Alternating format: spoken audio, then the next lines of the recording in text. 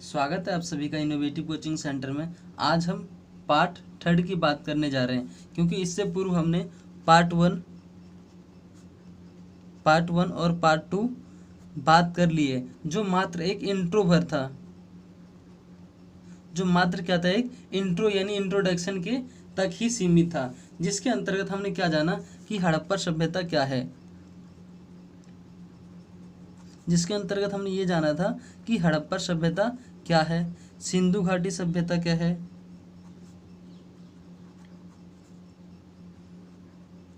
ना। जिसके अंतर्गत हमने जाना था हड़प्पा सभ्यता क्या है, सिंधु घाटी सभ्यता क्या है, हड़प्पा सभ्यता को सिंधु घाटी की सभ्यता क्यों कहते हैं, है ना, और सिंधु घाटी सभ्यता को हड़प्पा सभ्यता क्यों कहते हैं। यहाँ पे घर कैसे हुआ करते थे, है ना, यहाँ पे घर कैसे हुआ करते थे, यानी गृह स्थापत्य के बारे में जाना। यहाँ के गृह स्थापत्य के बारे में जाना, और क्या जाना था, नालों के निर्माण के बारे में जाना था, है ना, नालों का निर्माण किस प्रकार से किया गया था। और हड़प्पा सभ्यता का एक नियोजित शहर था, है ना, जिसे मोहनजोदड़ो कहा गया था। तो इन सभी चीज़ों के बारे में हमने क्या करा, इस पार्ट वन और सेकंड में यानी इंट्रोडक्शन के रूप में जाना था। परंतु ये जो पार्ट थर्ड है ना, ये एक यहाँ से एक महत्वपूर्ण क्वेश्चन क्या होता है, पूछा जाता है, क्वेश्चन में पूछा जा सकता है पार्ट थर्ड से, क्योंकि आज हम यहाँ पे कुछ महत्वपूर्ण प्रश्न और क्वेश्चनों की बात करेंगे। तो चलिए स्टार्ट करते हैं।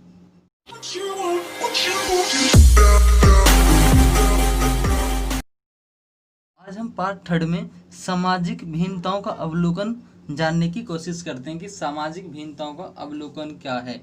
यानी सामाजिक भिन्नता या विभिन्नता का अवलोकन से तात्पर्य यही है कि जो हड़प्पा सभ्यता थी, उसके अंदर, है ना, क्या सामाजिक विभिन्नताएं देखी जाती थी अथवा नहीं, है ना। तो इस पार्ट थर्ड में हम यही जानने की कोशिश करेंगे कि जो हड़प्पा सभ्यता थी, है ना, उसके अंदर क्या सामाजिक विभिन्नताएं मौजूद थी अथवा नहीं, है ना। तो क्वेश्चन भी पूछा जा सकता है, क्या आपको ऐसा लगता है क्या आप इस बात से सहमत करते हैं कि हड़प्पा सभ्यता के अंतर्गत, है ना, सामाजिक विभिन्नताएं मौजूद थी। अपने, है ना, जो अपने विचार स्पष्ट कीजिए। इस प्रकार से क्वेश्चन भी पूछा जा सकता है।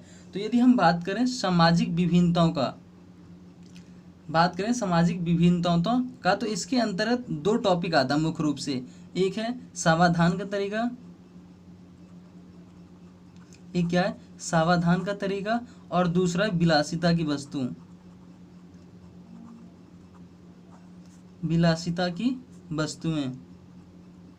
तो मुख्यतः यहीं से क्या होती है, इन्हीं दोनों टॉपिक से सामाजिक विभिन्नता के जो क्वेश्चन है वो बनते हैं। तो चलिए बात करते हैं अब सावधान की। सावधान मतलब हो गया मृतकों को दफनाने का तरीका। यानी जो मृतके थे, हड़प्पा सभ्यता के जो मृतके हुआ करते थे, यानी मृतकों को किस प्रकार से क्या करते थे, दफनाया जाता था, है ना। मृतकों को दफनाने के तरीके, यानी जो व्यक्ति मर जाता था, है ना, उसको कैसे दफनाया जाता था। तो समाधान में इसी बात की गई है। तो मृतकों को दफनाने की बात करें तो दो तरीकों से इनका क्या किया जाता था, मृतकों को दफनाया जाता था। पहला था गर्तों के अंतर्गत, है ना, पहला क्या था, गर्तों के अंतर्गत, और दूसरा था ताबूतों के अंतर्गत, है ना। गर्तों और ताबूतों का प्रयोग किया जाता था मृतकों के लिए। तो यहीं से सामाजिक विभिन्नता क्या होती है, दिखाई देती है कि किसी को गर्तों के अंतर्गत दफनाया जा रहा है, किसी को ताबूतों के अंतर्गत, है ना। तो ये क्या होती है, सामाजिक विभिन्नता का एक जो बोले कि प्रश्न उठता है, वो यहीं से साबित होता है, यहीं से उठता है। तो बात करूँ गर्तों की, है ना, अगर बात करूँ मैं गर्तों की, तो गर्तों के अंतर्गत गरीबों को दफनाया जाता था। गरीब हो गया, है ना, किसान हो गया, और मध्यम वर्ग के जो लोग हुआ करते थे, है ना, उसके अंतर्गत किसको दफनाया जाता था, गर्तों के अंतर्गत, है ना, गरीब हो गया, किसान हो गया, मध्यम वर्ग के लोगों को दफनाया जाता था। और बात करूं ताबूतों की, तो ताबूतों के अंतर्गत, है ना, धनी वर्गों को दफनाया जाता था, यानी जो पैसे वाले लोग हुआ करते थे उनको दफनाया जाता था। महत्वपूर्ण बातें क्या थी, जो मृतक हुआ करते थे उनके साथ कुछ महत्वपूर्ण वस्तुएं भी दफना दी जाती थी, जैसे आभूषण हो गया, मित्र भांड हो गया, है ना, तांबे के दर्पण हो गए। तो इस प्रकार की चीज़ें भी दफना दिया जाता था। और जैसे आज के समाज में देखते हैं, है ना, जितने भी व्यक्ति मरते हैं, चाहे पति हो, पत्नी हो, बच्चे हो, है ना, बूढ़ा हो, हर व्यक्ति को अलग अलग दफनाया जाता है। हर व्यक्ति को क्या होता है, अलग अलग दफनाया जाता है। परंतु है ना, हड़प्पा सभ्यता के अंतर्गत ऐसा हुआ था, कई बार ऐसे साक्ष्य पाए गए कि महिला और पुरुष यानी पति पत्नी को एक साथ ही दफना दिया जाता था। और एक चीज़ और पाई गई थी इसकी मृतकों के पास से, वो था शंख। और यदि शंख की बात करें तो ये 1980 के दशक के मध्य में पाया गया था। जो शंख है वो 1980 के दशक के मध्य में पाया गया था। अब हम बात करेंगे विलासिता की वस्तु की। तो ये भी सामाजिक विभिन्नता को दर्शाने के लिए, सामाजिक विभिन्नता को दर्शाने में एक महत्वपूर्ण क्या करता था, योगदान रखता था। सामाजिक विभिन्नता को दर्शाने में एक महत्वपूर्ण योगदान रखता था। क्योंकि होता क्या था, जो विलासिता की वस्तु थी, है ना, उसका भी क्या होता था, जो निर्माण किया जाता था, उसका भी जो निर्माण किया जाता था वो दो तरीकों से किया जाता था। जैसे कहीं पर यानी कहीं कहीं पर तो आम पत्थरों, है ना, तथा मट्टी अथवा मट्टी से बना दिया जाता था। कहीं कहीं पर तो आम पत्थरों और मट्टी से बना दिया जाता था। वहीं कहीं इसे, है ना, चिकनी मट्टी के माध्यम से,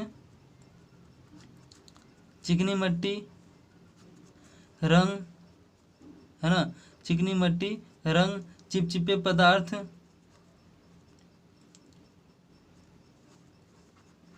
चिपचिपे पदार्थ इत्यादि के माध्यम से बनाया जाता था। और बनाने के बाद इसके ऊपर नक्काशी भी कर दी जाती थी, है ना। बनाने के बाद क्या कर दी जाती थी, बनाने के बाद नक्काशी भी कर दी जाती थी। तो इन्हीं दो तरीकों से क्या होता था, सामाजिक विभिन्नताएं देखी जाती थी। कहीं पर मात्र यानी आम पत्थरों और मट्टी से बना दिया जा रहा है, और कहीं पे कई प्रकार की चीज़ों के माध्यम से बनाया जाता था। और बनाने के बाद इसको क्या किया कर दिया जाता था, आग में पकाकर, है ना, आग में पकाकर या धूप में सुखाकर, है ना, या धूप में सुखाकर इसको क्या कर दिया जाता था, मजबूत कर दिया जाता था। आग में पकाकर और धूप में सुखाकर इसको मजबूत कर दिया जाता था। अब जानते हैं इसके प्रयोग, है ना, यानी इसका क्या मतलब कार्य हुआ करता था, इसको बनाने का लाभ क्या था।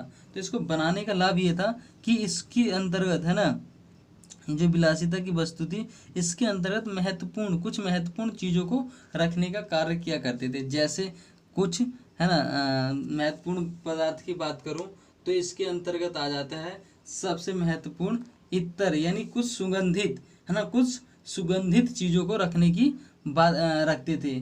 क्या करते थे, इसके अंतर्गत कुछ सुगंधित चीज रखते थे। तो इसी कार्य के लिए इसका प्रयोग किया जाता था, कुछ सुगंधित चीज़ों को रखने के लिए। मोहरे तथा मुद्रांकन का यदि बात करें, इन दोनों का, मोहरे और मुद्रांकन का, तो इसका प्रयोग लंबी दूरी को, किसको, लंबी दूरी को, है ना, सुविधाजनक बनाने के लिए किया जाता था। किस लिए किया जाता था, लंबी दूरी को सुविधाजनक बनाने के लिए इसका प्रयोग किया जाता था। कैसे, एग्जाम्पल के माध्यम से समझते हैं। जैसे मान लीजिए यहाँ पे एक थैला है ना, जैसे मान लीजिए यहाँ पे एक थैला है, और यदि मुझे इस थैले में कुछ सामान रखना है और एक स्थान से दूसरे स्थान पर ले जाना है, एक स्थान से दूसरे स्थान पर ले जाना है, अगर मैं सामान्य तरीके से ले जाता हूँ तो ये जाहिर सी बात है कि इसके अंतर्गत कुछ छेड़खानी करने की क्या हो सकती है, संभावना हो सकती है।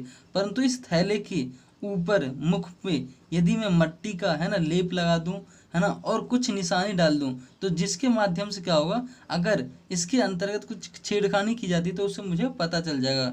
तो होता क्या था कि जो मोहरे का जो प्रयोग है, एक लंबी दूरी को सुविधाजनक, है ना, प्रदान करने के लिए, सुविधा प्रदान करने के लिए किया जाता था। जैसे कि एक थैला ले लो, है ना, उस थैले के मुख को, है ना, इस थैले के अंतर्गत कुछ सामान रखकर इसके मुख को रस्सी से बांधकर और मट्टी का लेप लगाकर इसके ऊपर मोहरे लगा दिया जाता था, ताकि एक स्थान से दूसरे स्थान तक, है ना, एक स्थान से दूसरे स्थान तक, दूसरे स्थान तक अगर ये वस्तु पहुंचे, है ना, और इसके साथ कोई छेड़छाड़ी हुई हो तो पता चल जाए। हुआ करता था, वो विभिन्न प्रकार के हुआ करते थे। कैसे हुआ करते थे, विभिन्न प्रकार के हुआ करते थे। जैसे अगर आज की दौर की बात करें तो आज के दौर में जो स्टंप पाया जाता है ना, तो आज के दौर की अगर बात करें तो आज के दौर में जो स्टंप पाया जाता है, प्रत्येक स्कूल, है ना, प्रत्येक स्कूल, सरकारी संस्थान, है ना, सरकारी संस्थान हो गए या प्रत्येक, है ना, निजी इंस्टीट्यूट हो गए, हर किसी के पास क्या होता है, अपना एक स्टंप होता है ना, जिससे ये पता चल जाता है कि वो, है ना, मोहरे जो है या स्टंप जो है कौन से स्कूल या कौन से संस्थान का है। तो वैसे ही उस दौरान भी अलग अलग प्रकार की क्या होती मोहरे हुआ करता था, जिससे ये पता चल जाता था कि इसको किसने भेजा है। तो आज की इस वीडियो में इतना ही। नेक्स्ट वीडियो में हम बात इसके नेक्स्ट जितने भी टॉपिक रह रहे हैं उसकी करेंगे। तब तक के लिए धन्यवाद।